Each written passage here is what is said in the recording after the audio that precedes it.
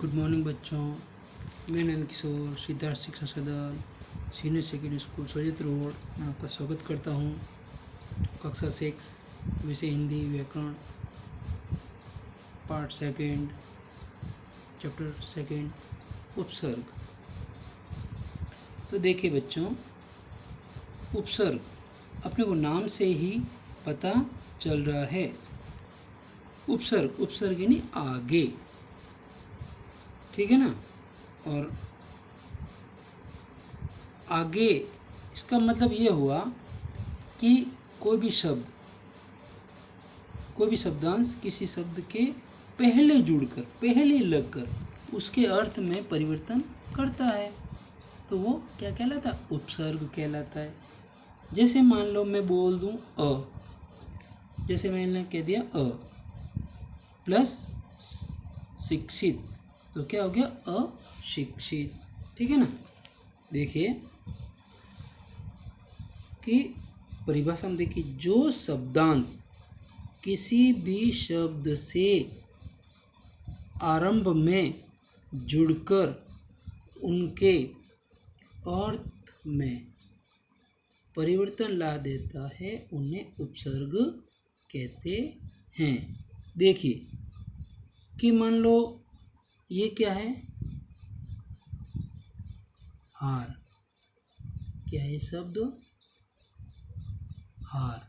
अब ये हार में देखिए, मान लो मैंने जोड़ दिया, मैंने उपसर्ग लगाया वी, तो क्या हो गया? विहार। अब मान लो मैंने यहाँ कर दिया आ प्लस हार, आहार। विहार यानी घूमना, आ प्लस हार, आहार यानी कि भोजन। और फिर मान लो मैंने इसमें जोड़ दिया उपसर्ग के प्र जोड़ दिया, तो प्रहार। प्रहार यानी चोट, ठीक है। और फिर जोड़ दिया निराहार, बिना भोजन के, ठीक है ना। तो ये देखिए एक ही शब्द है और इसमें इनके आगे आगे वी जोड़ दिया, आ जोड़ दिया, प्र जोड़ दिया, निर जोड़ दिया। तो ज्यों ही ये उपसर्ग उस शब्द में जुड़ा, आगे जुड़ा, तो आगे जुड़ने पर उसमें अर्थ में परिवर्तन हो गया। तो हार था, अब हार में आ जोड़ा, आगे जोड़ दिया आ, तो आहार हो गया, भोजन हो गया। और उसी हार में प्र जोड़ दिया, प्रहार यानी चोट होगी। कहाँ भोजन और कहाँ चोट, तो वो अर्थ में परिवर्तन हो जाता है।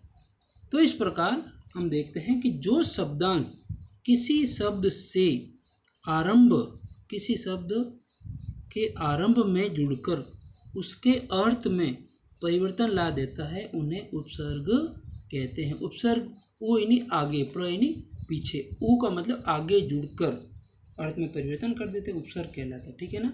अब देखिए, ये उपसर्ग मूल शब्द और निर्मित आ और ये प्र, ये दोनों उपसर्ग हैं। इसमें ये मूल शब्द कौन सा है? दान। अब इस दान में के पहले आ जोड़ते हैं तो आदान, और उसी दान के आगे प्र जोड़ते हैं तो प्रदान, ठीक है ना। दूसरा देखिए अ और वी, और मूल शब्द क्या हो गया? ज्ञान। तो ज्ञान में अ जोड़ा तो अज्ञान, और उसी ज्ञान में वी जोड़ा तो विज्ञान, है ना। तो इस प्रकार ये उपसर्ग मूल शब्दों में उपसर्ग जुड़ने पर अर्थ में परिवर्तन आ जाता है। तो देखिए, हिंदी में 4 प्रकार के उपसर्गों का प्रयोग किया जाता है। कितने उपसर्गों का? 4 उपसर्गों का। आपको पूछ लिया जाए हिंदी में कितने उपसर्गों का प्रयोग किया जाता है? 4 उपसर्गों का। क्या बन जाएगा प्रश्न? हिंदी में 4 उपसर्गों का प्रयोग किया जाता है। पहला कौन सा है? संस्कृत उपसर्ग। नंबर 2 पे कौन सा हो जाएगा? हिंदी उपसर्ग। नंबर 2 पे कौन सा हो जाएगा? 3 पे कौन सा हो जाएगा? उर्दू उपसर्ग। नंबर 4 पे कौन सा हो जाएगा? संस्कृत अवयव, जो कि उपसर्ग में कार्य करते हैं। यानी कि उपसर्ग और ये अवयव, ये संस्कृत वाले जो ना अवयव, यानी कि यथा स्थिति में बने रहते हैं, इसमें कोई बदलाव नहीं होता है, ठीक है ना। प्र है तो प्र ही रहेगा। अब सबसे पहला आ रहा है संस्कृत उपसर्ग। कौन सा आ रहा है? संस्कृत उपसर्ग। संस्कृत उपसर्ग में देखिए आप कि उपसर्ग, अर्थ और उदाहरण। अब ये अ उपसर्ग है। अब अ का अर्थ क्या हुआ? अभाव और निषेध। निषेध यानी मना करना। क्या हो गया? मना करना। ठीक है। अब ये अ से क्या क्या बना? अ प्लस ज्ञान तो हो गया अज्ञान। अ प्लस धर्म तो अधर्म। विद्या में अ जुड़ गया था, अविद्या। कोई विद्या नहीं, कोई धर्म नहीं, कोई ज्ञान नहीं, ऐसे अर्थ में परिवर्तन हो जाता है। अब देखिए अप उपसर्ग क्या है? अप। ये जो जितने भी आगे वाले हैं ना, ये सारे क्या है? ये उपसर्ग है। ये क्या है? ये इनके अर्थ हैं। और ये जो शब्द हैं ये मूल शब्द है और मूल शब्द के आगे जुड़ा है। तो अपराध, अपमान, मान में अप जुड़ेगा, अपमान, अपयश, यश में अप जुड़ा, अप मतलब बुरा या हीन, है ना। उसी प्रकार देखिए अनु में देखिए, अनु मतलब समान या पीछे। तो अनुकूल अपन सुनते हैं ना, अनुकूल प्रतिकूल, उस पर अनुकरण है, पीछे पीछे चलना। अनुशासन है ये डिसिप्लिन में रहना। ठीक है ना। उसी प्रकार अभी का अर्थ होता है सामने या और। अभियोग, अभिमान, अभिप्राय। उत में देखिए, उत का मतलब श्रेष्ठ या ऊपर। उत्थान का होता है ना पतन, अपन पढ़ते हैं ना। उत्थान यानी कि ऊपर की ओर, उत्कर्ष बहुत अच्छा, उत्तम मतलब सबसे उत्तम, उत्कृष्ट और सबसे अच्छा, श्रेष्ठ, है ना। दूर, ये जो दूर वाले जो दूर शब्द जो होता है ना, दूर, वो उसका अर्थ ही बुराई होता है। कभी भी आप देख लो, बुरा या कठिन, दुर्बल कमजोर, दुर्गम कठिन, दुर्जन बुरा व्यक्ति, दुर्घटना यानी बुरी घटना हुई, है ना, ऐसे। फिर देखिए दुष बुरा या कठिन, दुस्साहस, इसने मेरे साथ दुस्साहस किया, दुष्कर्म बुरा कर्म किया, दुष्चरित्र खराब चरित्र, कैरेक्टर। तो इस प्रकार हमने देखा कि उपसर्ग ओइनी आगे, ठीक है ना, ओइनी आगे जुड़कर किसी भी शब्दांश के आरंभ में जुड़कर उसके अर्थ में परिवर्तन कर देते हैं। और ये जो उपसर्ग है वो 4 प्रकार के होते हैं। ठीक है ना, 4 प्रकार के ये होते हैं।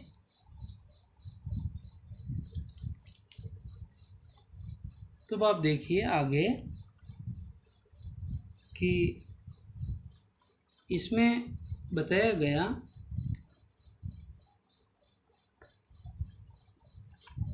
ये सेकंड नंबर वाले हिंदी उपसर्ग में देखिए उपसर्ग, अर्थ और उदाहरण। अन्न नहीं है, अन्न है, रहित और अभाव, अनपढ़ जो पढ़ा लिखा नहीं है, अनहोनी, अनजान, अध यानी आधा, अधमरा, अध पका, अध खिला। ठीक है ना, ये शब्द सामने आते हैं। कोई नहीं, बुराई, कुपुत्र, कुकर्म, कुसंग, कुरूप यानी कोई रूप नहीं है, कुसंग यानी बुरी संगति, कुकर्म यानी बुरा कार्य, कुपुत्र, एक सुपुत्र होता है, सुपुत्र यानी आज्ञाकारी, कुपुत्र यानी बुरा पुत्र जो कि आज्ञा नहीं मानता है। ठीक है ना। फिर देखिए भर उपसर्ग हो गया, मूल शब्द पूरा, और भरसक, भरपेट, भरमार, भरपाई, इस प्रकार ये शब्द बनते हैं। अब देखिए उर्दू वाले उपसर्ग देखिए, उपसर्ग, अर्थ और उदाहरण। इसमें देखिए उपसर्ग खुश का मतलब अर्थ क्या होगा? प्रसन्न, अच्छा। अब देखिए इसमें खुशखबरी, खुश जो शब्द है ना वो उपसर्ग जो उर्दू का है, मतलब उसमें एक वजन के रूप में होता है। खुशखबरी, खुश मिजाज यानी आज इसका जो मिजाज है, आज ये खुश मिजाज वाला, जो हंसमुख जो होते हैं ना, वो कितने भी प्रॉब्लम्स आती है तो फिर भी वो हंस करके टाल देते हैं। खुश मिजाज के लोग यही इस प्रकार ही कार्य कर पड़ते हैं, वो मुंह लटका के कभी नहीं रहते हैं। खुशहाल ऐसे शब्द भी आते हैं, कभी कभी पढ़ते हैं ना, खुशहाल।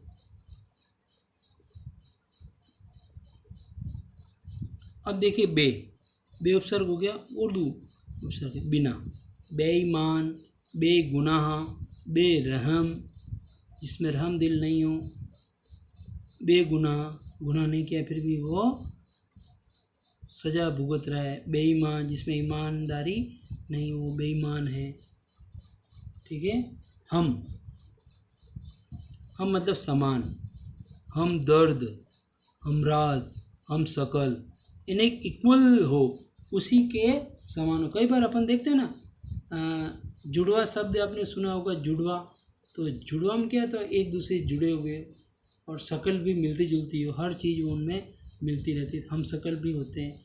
कई बार आप सीरियल में, पिक्चर में भी देख लेते हैं। कई बार आपके भी शायद दुनिया में कई हम शकल भी होंगे, लेकिन अपने को पता नहीं कहाँ कहाँ होते हैं वो। ला यानी कि बिना या नहीं, लापरवाह, लाजवाब, लावारिस, लापरवाह यानी कि कार्य को ढंग से नहीं कर पाए तो लापरवाही से कर पाते हैं। लाजवाब, कोई भी अगर इस प्रकार अच्छे से जवाब देता है तो लाजवाब होता है। मतलब जैसे अपन किसी प्रकार किसी का आंसर है, किसी प्रकार की प्रशंसा करते हैं तो लाजवाब शब्द को यूज़ करते हैं। लावारिस, जिसका कोई वारिस नहीं हो, आगे पीछे कोई नहीं हो। ना यानी निषेध, मना करना। ठीक है ना। नालायक, जो लायक नहीं है। नापसंद, जिसको कोई पसंद नहीं है। ना उम्मीद, जिसको किसी प्रकार की कोई उम्मीद नहीं है, लेकिन हमें उम्मीद कायम रखनी चाहिए, है ना। ये तो उपसर्ग की बात कर रहे हैं अपन। तो देखिए हम आगे, संस्कृत अवयव जो होते हैं वो उपसर्ग के रूप में कार्य करते हैं। तो देखिए इसमें उपसर्ग, अर्थ और उदाहरण। अब इसमें देखिए संस्कृत अवयव वाले अंतर। अब इसमें अंदर, भीतर यानी कि अंतर आत्मा, जो अपना मन होता है ना, कभी भी अब कई बार होता है ना, अपन कभी कभी झूठ बोल जाते हैं। झूठ, हमें बच्चों झूठ नहीं बोलना चाहिए। और कभी कभी ये होता है कि अपने को पता है कि ये चीज़ उसमें नहीं हुई थी, फिर भी अपन किसी के सामने एक इस प्रकार का झूठा प्रदर्शन भी करते हैं। तो हमारी अंतर आत्मा, जो मन ही मन में अपन जानते कि ये चीज़ नहीं है, अपनी अंतर आत्मा गवाह नहीं देती है। अंतर आत्मा अंतर जातीय, एक ही जाति से। अंतर्राष्ट्रीय, जो अपने देश से बाहर हो, जो अंतर्राष्ट्रीय सीमा होती है ना। देश में, देश की जो सीमा होती है अंतर्राष्ट्रीय सीमा होती है। और देश के बाहर, जैसे भारत है, भारत के बाहर पाक देख लो, चीन देख लो, ये जो होती है ना वो अंतर्राष्ट्रीय होता है ना। चीर यानी बहुत, ये लंबे से। चीरकाल, लंबे समय से। चिरंजीवी, अभी आप सुन ही रहे हैं ना, चिरंजीवी योजना चल रही है, अखबारों में पढ़ते हैं कई बार ये चीज़ भी। ये चिरंजीवी योजना लंबी आयु के लिए, चिरायु, लंबी आयु कि सभी, सर्वे भवन्तु सुखीन, सर्वे सन्तु निरामया वाले हो, है ना। चिरंजीवी। पुनः यानी दोबारा, फिर। पुनर्जन्म, जिसका पुनर्जन्म होता है। पुनरागमन, वापस आ जाते हैं। पुनर्मिलन, वापस आपका और हम सभी का पुनर्मिलन भी होगा। हम दोबारा आपके सामने प्रस्तुत होंगे और आप भी पढ़ाई के लिए उत्सुक हो रहे होंगे, है ना। और अभी तो अपन ऑनलाइन के जरिए ही मिल रहे हैं। सत यानी श्रेष्ठ, इसका अर्थ होता है सत्कार, अच्छा सत्कार। सत्कार्य, अच्छा कार्य। सज्जन, सत प्लस जन, सज्जन। तो प्यारे बच्चों, इस प्रकार आपको वीडियो अच्छी तरह से सुनना है, समझना है। प्रश्न आपके सामने, ये पूरा जो चैप्टर है आपको कॉपी में लिखना है, और प्रश्न जब आए तो प्रश्न के आंसर, प्रश्न लिख करके उनके आंसर लिख करके हमें भेजना है। डेट लगानी है, चैप्टर का नाम लिखना है और अच्छी राइटिंग में कार्य करना है। ठीक है ना? और प्रत्येक प्रश्न का आंसर लिखने के बाद लाइन खींचनी है। ठीक है? Thank you.